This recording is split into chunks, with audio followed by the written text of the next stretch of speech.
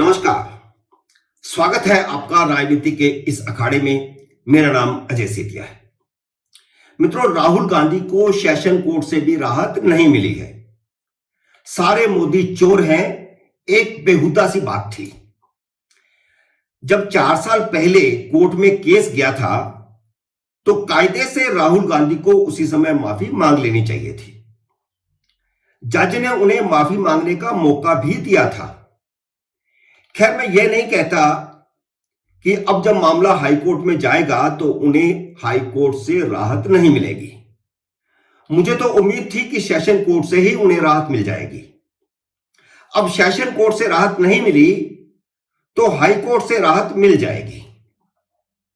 कांग्रेस और राहुल गांधी का यह आरोप तो गलत साबित हो गया कि भाजपा ने जज बदलवाकर राहुल गांधी को सजा दिलवा दी। मल्लिकार्जुन खड़गे और उसके बाद कांग्रेस के सारे प्रवक्ताओं और सारे वकीलों की यही दलील थी कि 2 साल में 3 जज बदल दिए गए तो उन्हें लग ही रहा था कि अदालत राहुल गांधी के खिलाफ फैसला करेगी। अब जब सेशन कोर्ट ने भी राहुल गांधी के कन्विक्शन को बरकरार रखा है तो जज पर लगाया गया लांछन तो गलत साबित हो गया। वैसे कोई हैरानी नहीं होगी कि राहुल गांधी सीधे सुप्रीम कोर्ट चले जाएं, वहां कहें कि मुझे गुजरात के बाहर किसी हाई कोर्ट में याचिका दाखिल करने की इजाजत दी जाए। गुजरात के तो सारे जज बिके हुए हैं। जब वह देश भर के सारे मोदियों को चोर कह सकते हैं तो वह यह भी कह सकते हैं। वैसे मैं यह नहीं कह सकता कि राहुल गांधी ऐसा करेंगे या नहीं करेंगे, लेकिन अगर वह सुप्रीम कोर्ट जाकर ऐसी दलील देते हैं तो आजकल सुप्रीम कोर्ट का जो हाल हो गया है वह राहुल गांधी को किसी दूसरे राज्य में हाई कोर्ट में जाने की इजाजत भी दे सकती है। जब सुप्रीम कोर्ट ने यह कह दिया कि सांसदों विधायकों को सजा देने के मामले में निचली अदालतों को ध्यान रखना चाहिए, क्योंकि सांसद या विधायक को अगर 2 साल की सजा होती है तो उपचुनाव करवाना पड़ता है, जो कोर्ट ऐसा कह सकती है। और केरला की हाईकोर्ट ने तो एक सांसद की कन्विक्शन को इसीलिए स्टे कर दिया क्योंकि उसकी सीट खाली होती, वहां उपचुनाव होता, और कोर्ट ने ऐसा कहा।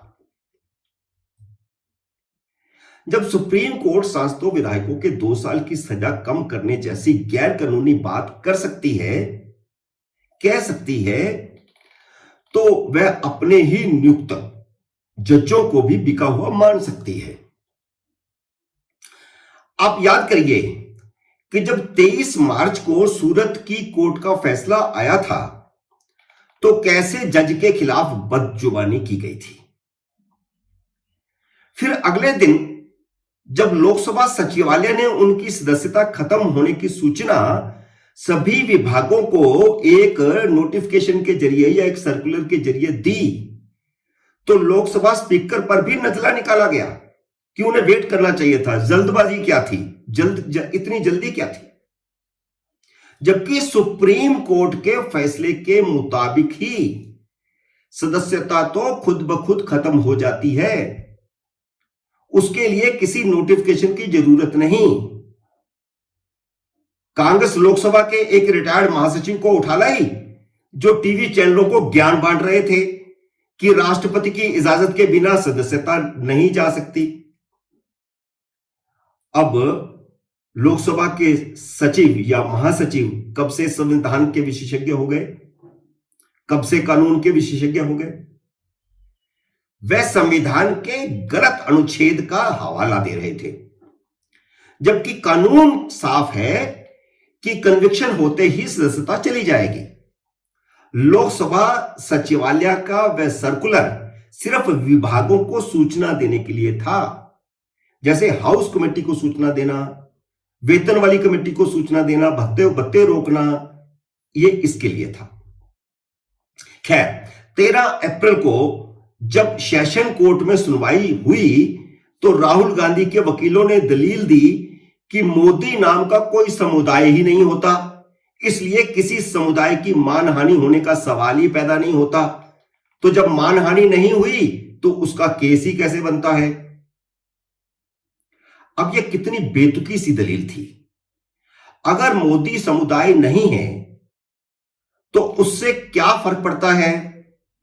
मोदी सरनेम तो है, और आपने कहा या नहीं कहा कि सारे मोदी चोर होते हैं।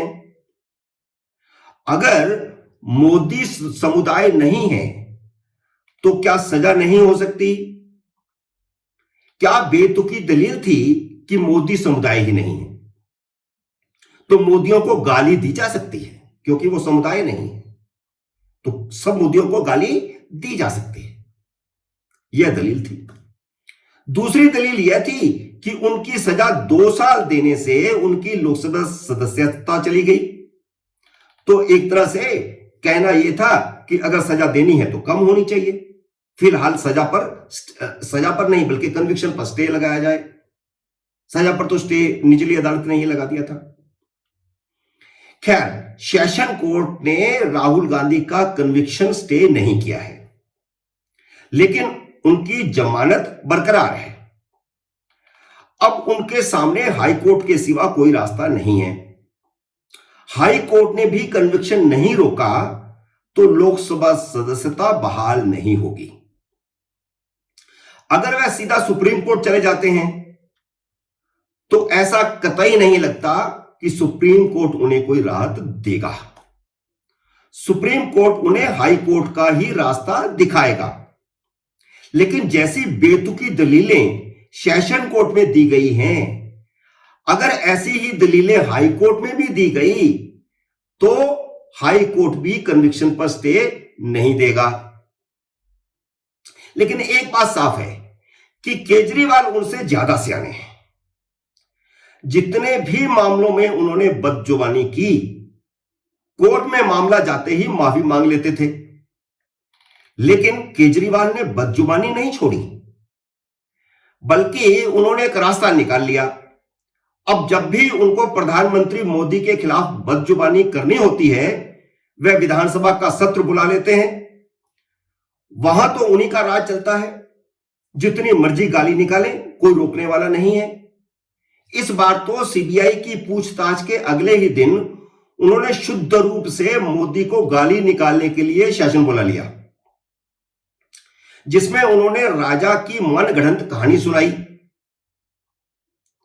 एलजी ने विधानसभा का सत्र रुकवाने की कोशिश भी की, तो केजरीवाल ने साफ कह दिया कि चित भी मेरी, पट भी मेरी, अंटा मेरे बाप का, बिगाड़ लो जो बिगाड़ना है। लेकिन राहुल गांधी के पास ऐसा कोई जुगाड़ नहीं है कि वह मोदी के खिलाफ किसी विधानसभा में अपनी भड़ास निकाल सके।